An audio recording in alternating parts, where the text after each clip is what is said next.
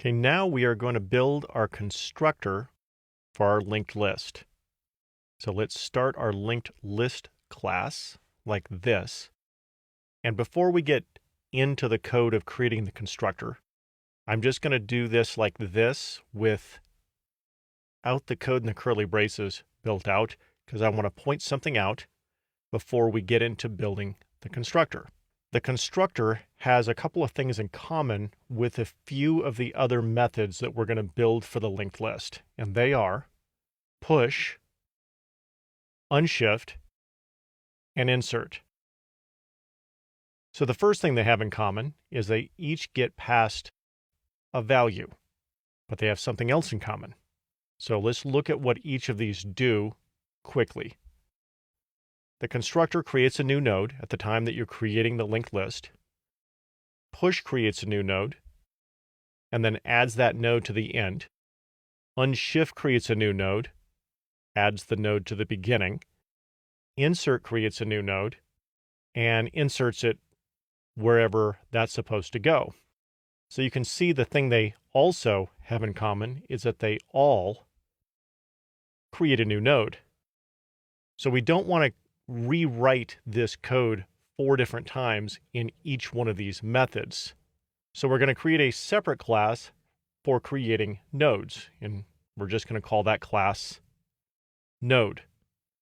And then when each of these methods below for the linked list needs to create a node, it's just going to call this class in order to create the node. So just to review here, when we're creating a node that looks like this, which is actually this is what we're creating with the node class. So let's bring back our node class and build out our constructor to build that node. So the first thing the node has is a value. And what I'm going to do here, so we have a little bit more room, is I'm just going to focus in on the constructor portion like this. So we pass the constructor a value here. That's what this is equal to, like this. And then we're assigning that to the node. So let's bring in our node here.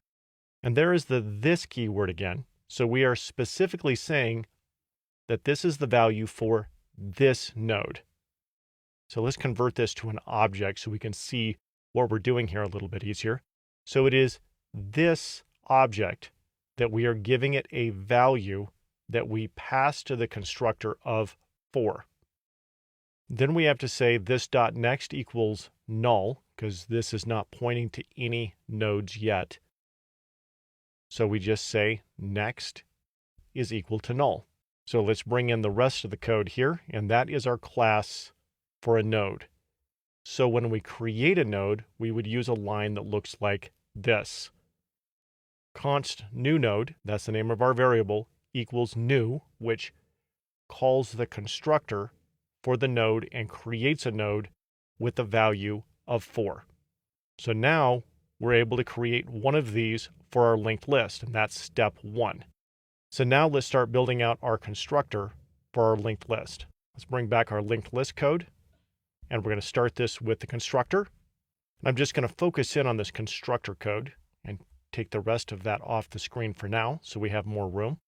So the first thing that the linked list constructor needs to do is create a new node. So we're going to do that here. And the value that we passed to the linked list constructor is passed to the new node constructor. And then we have a new node. Then we're going to have head point to that new node. We do that like this dot head equals new node. So this is specifically the head for this linked list. So head equals the new node that we just created in the line above, right? Like that.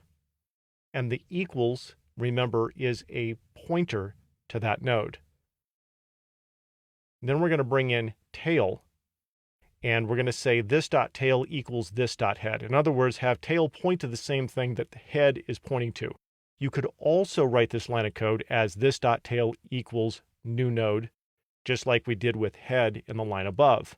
But if we do it this way, we're saying that it's going to point to the same thing that head is pointing to, like this. And then with the linked list, we are also going to keep track of the length. So we'll say this.length equals 1. So let's bring back in the rest of that code for the class. And you would create a new linked list by doing something like this. And when you do this, you say new linked list, we're going to pass it a number 4. What we're doing is creating a linked list with one node with a value of 4 with head and tail pointing to it.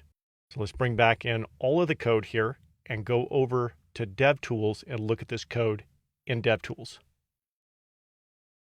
So let's zoom in here. And this is the line of code where we create our linked list. This keyword here, linked list, is going to call the class linked list. The new keyword is specifically calling the constructor in the class linked list. Then if we look at this constructor, here it is creating the new node. So this calls the node class here, and the new keyword is specifically calling the constructor. So let's run this. And it comes up with undefined because none of this code returns anything. So I'm just going to clear that off. And I'm going to type in my linked list. And I press enter.